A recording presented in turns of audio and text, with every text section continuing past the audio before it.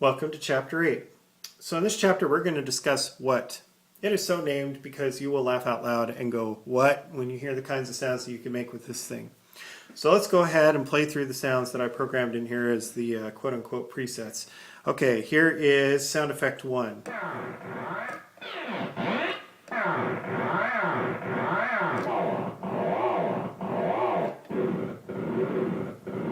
Sound effect 2.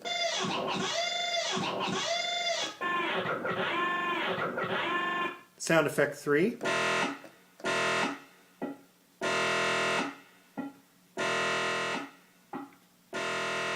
Sound effect 4. Sound effect 5. Synth 1.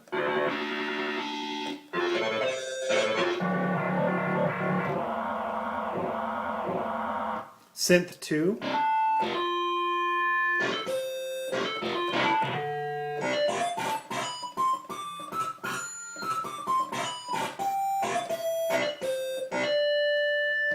Synth 3.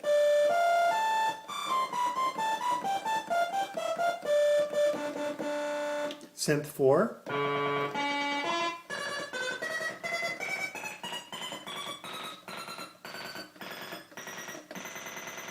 And synth 5.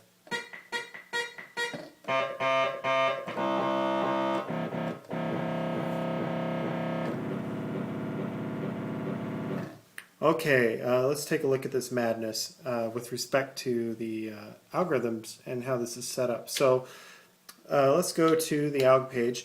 Okay, so the the real awesomeness of this is that first of all we have a shaped saw, and that goes through 2 wraps in a row. Okay, let me just show you real quick. The shaped saw is actually pitched down minus 108 steps. Okay, and you can pitch it up 72 cents. Which means that for most of the keyboard, for most of the range, it's going to be in sub-audio frequencies. And so a lot of the weirdness that you're hearing... Now, first of all, let me point out there are no LFOs involved in this program. So everything you're hearing is audio rate modulation. So as a shaped saw gets down into sub-audio frequencies, and it goes through these wrap blocks essentially act almost like oscillators in that they... because of the nature of how rap works, it creates these audible, for lack of a better term, vibrations when fed with this slowly modulating waveform that's coming from shape saw. Okay, then we go into a nice 4-pole Moog low-pass filter, and from there we go through a gain stage and then finally into a shaper block. So this is only half of what you need to make an FM operator. So we're just using Shaper here for the pure awesomeness that Shaper has to offer. Okay, so that's it for this section. In the next section, I'm going to go ahead and show you the sliders, and we'll talk about how you can use them to make your own awesome chaos. Okay, welcome to part 2. And in this part, we're going to go over what the sliders do with what. So let's go ahead and turn everything all the way down here. Make sure SW is off, and we'll bring down the mod wheel. Okay, so this is the initialized patch. With it initialized, you're not really going to hear anything. I'll put the volume all the way up. You hear just a little tiny bit. The important sliders to be aware of, as far as volume are concerned, are G and H. So G controls gain before the shaper, which is slider H. Now G all the way up is going to add quite a bit of gain to the signal. Okay. Now as I bring in H, it's going to add a lot more. Okay, so it's going to add gain up till about there, and then from here on out you get a lot of sort of like tonal variations as you bring in more of the shaper. Okay. Sliders E and F control the filter. So slider E is filter frequency and slider F is filter resonance. So let's go ahead and bring down the volume here, because resonance is another thing that can add quite a bit of volume. So let's bring up the frequency to about there and start throwing in some resonance.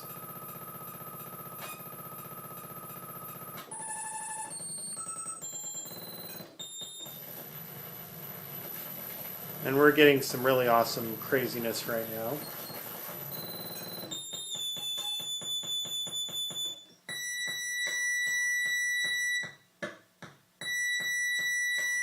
So we're essentially able to almost ping that resonance and get it to fire off in lots of crazy and questionably useful ways. Okay, so let's go ahead and talk about the 4 remaining sliders here, A, B, C, and D. And we'll get to slider I, which controls reverb level in just a minute. Okay, so slider A controls the pitch of the oscillator. All the way down like this, the oscillator is pitched down to -108 steps, which is going to put most of the keys in the sub-audio frequency realm. So let me go ahead and raise slider A.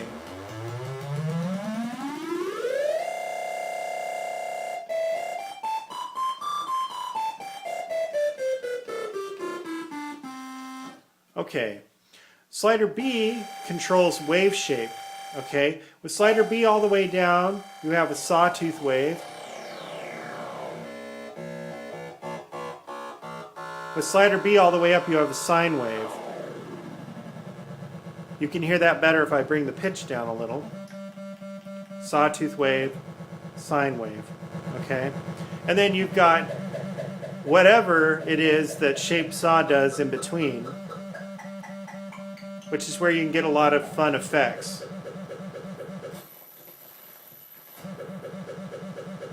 So let's go ahead and bring in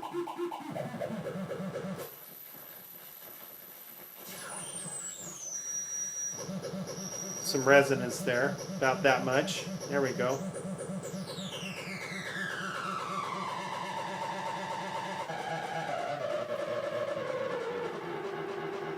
There. Crazy ninja gerbils on crack. Okay, so that's what sliders A and B do. Sliders C and D control the amount of wrap. So let's go ahead and we'll bring the pitch all the way down here. We'll put this up here on sine wave, and then we'll start bringing in wrap 1.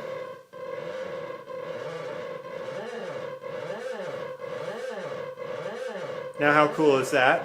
Now let's bring in some of wrap 2.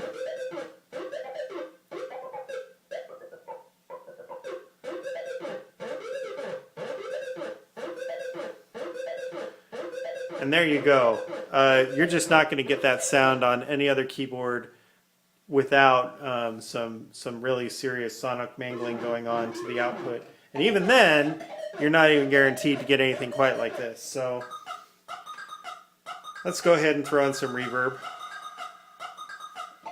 Let's play with our cutoff frequency here.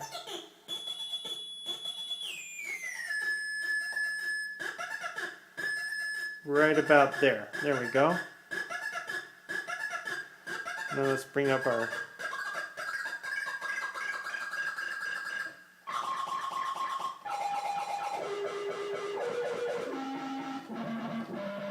Now, if that wasn't enough, you can hit SW, which will bring in distortion.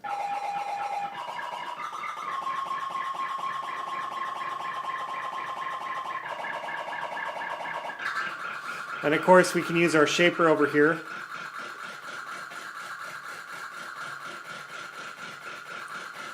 To add in basically more high frequency content to this particular sound anyway.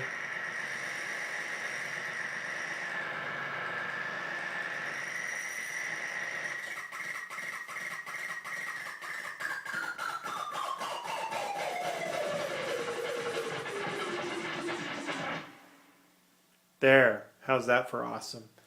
Okay, so that is how you play with WHUT.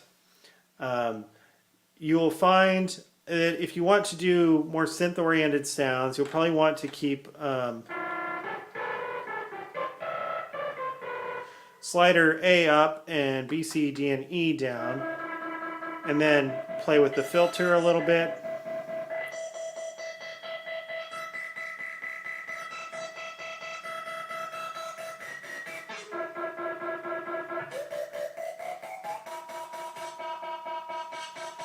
And then gain going into your shaper is going to have tonal effects. Shaper will have tonal effects. So, for instance, this kind of a sound here.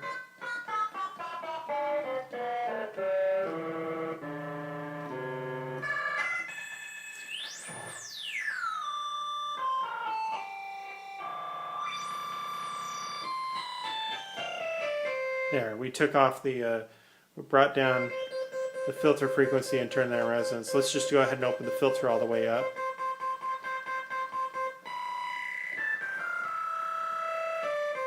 And that's about as close as what gets to a you know, sort of.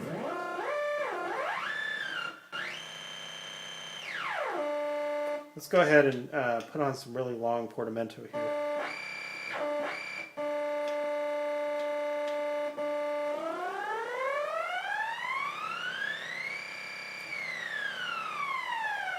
Now let's do something crazy like this and throw in some of this stuff.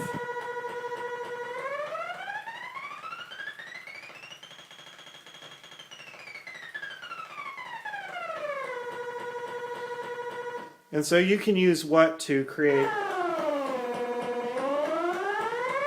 all sorts of weird and random noises, and it is not very nice at all, and is not going to make, you know, lots of nice synth sounds, which is what really the other 9 models are in here for. This is for the people who want to experiment with sonic craziness and kind of go there with respect to getting to places that most decent people don't go in synthesis.